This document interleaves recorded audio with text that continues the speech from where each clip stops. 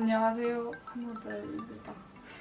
오늘 무슨 영상을 준비했냐면 제가 예비고 Q&A 영상을 드디어 준비를 해봤는데요. 이거를 댓글에서 엄청 많이 받아가지고 처음에 할까 고민을 되게 많이 했거든요. 왜냐하면 제가 중학교 겨울방학에 공부를 안 했기 때문에 이거를 받아도 되나 싶어가지고 조금 고민을 했었는데 결국 찍게 되었습니다.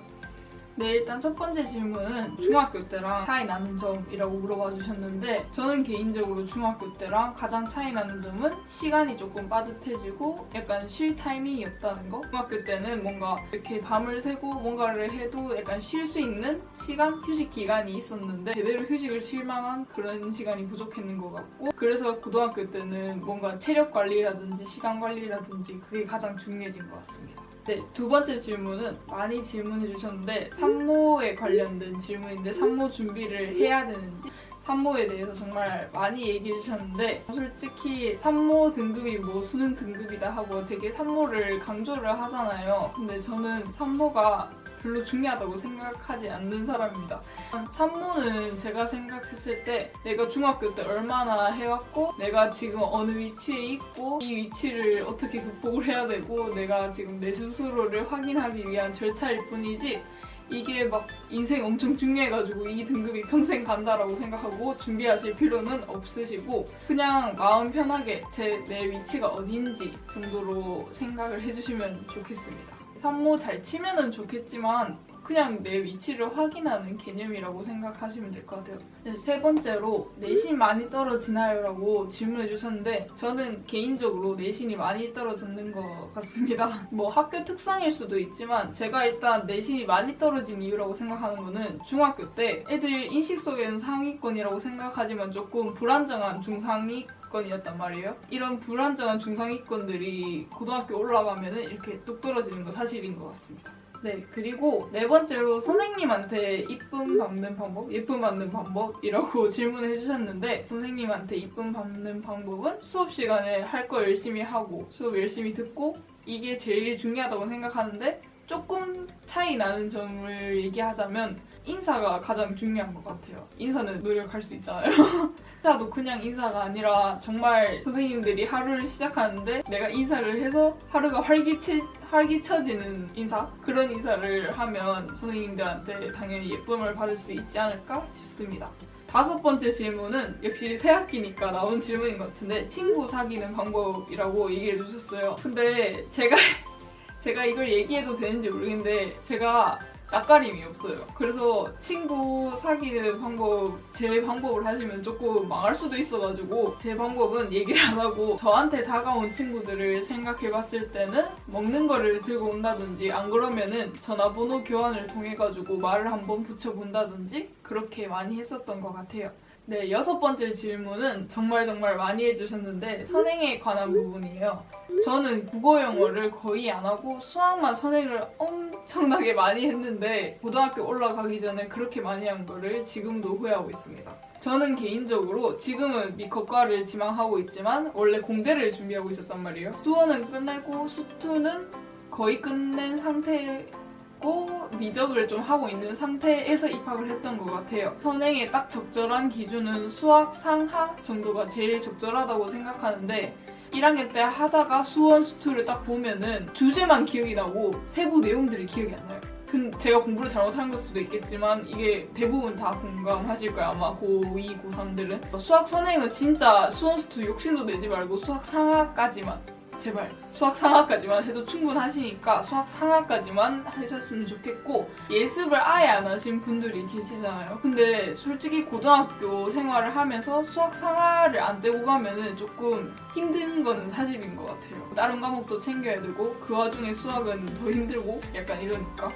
일곱 번째 질문이 아까 비슷한 맥락인데 통합과학이랑 통합사회 예습해야 하나요? 라고 물어보셨는데 통합과학이랑 통합사회는 진짜 시험 기간 한 달 바짝 준비해도 충분히 나올 수 있어요. 그러니까 걱정하지 마시고 웬만하면은 국어, 수학, 영어를 예습하는 걸로 추천드립니다. 8번째 질문은 예비 고1 고등학교 가기 전 겨울방학에 뭘 해야 하나요? 제가 생각하기에 고등학교 올라가기 전에 제일 중요한 건 솔직히 공부보다는 진로를 정하는 게 가장 중요하다고 생각해요. 이게 어른분들이 하는 막 덕담 같은 말로 진로를 정하라는 게 아니라 진로를 못 정하면은 한 1학년 내내 고민을 하면서 문이과 결정도 못하고 채특 방향도 못 잡고 동아리도 못 들어가요. 못 들어가는 게 아니라 동아리 결정이 어려워져요. 모든 선택사항에서 다 꼬이게 된단 말이에요. 정말 시간 많을 때 내 진로가 뭔지 고민을 해보고 내가 3년 동안 확신을 가지고 할 수 있는 진로인지 한번 점검을 해보고 그 시간이 가장 중요한 것. 진로 같은 거 뭔가 쓸데없는 고민이라고 생각하지 말고 제발 정하셨으면 좋겠습니다. 네, 9번째는 동아리 선택이나 세특, 봉사, 다양하게 지금 고등학교 올라가서 생기는 그런 거를 물어보셨는데 동아리는 딱 좋은 게 2가지가 있는 게 정말 내 진로랑 맞는 동아리. 저 같은 경우에는 이과과를 지망하니까 방송부를 들어간다든지 이게 1번이 있고 2번째는 내가 정말 즐길 수 있는 동아리에 들어가가지고 그 동아리 활동 내에서 내 진로랑 엮을 수 있는 동아리를 선택하는 게 2번째 방안이라고 생각을 하는데 굳이 고르자면 2번째가 좋긴 하겠지만 사실상 이게 쉽지가 않아요. 그래서 일반적으로 사람들이 1번 유형을 고르게 되는 거죠. 봉사는 한 번도 해본 적이 없어가지고 왜냐면 제가 방송부라서 봉사를 봤거든요. 그래서 따로 해본 적이 없고 세특이란 게 세부별 특기사항이라고 고등학교 올라가면 이제 입시판에 뛰어들면서 적어야 되는 거란 말이에요. 이 세특을 한 학기마다 이렇게 방학 되기 전에 이렇게 열심히 작성을 해야 되는데 이게 생각보다 정말 귀찮고 조금 짜증이 나는 작업이란 말이에요. 귀찮다고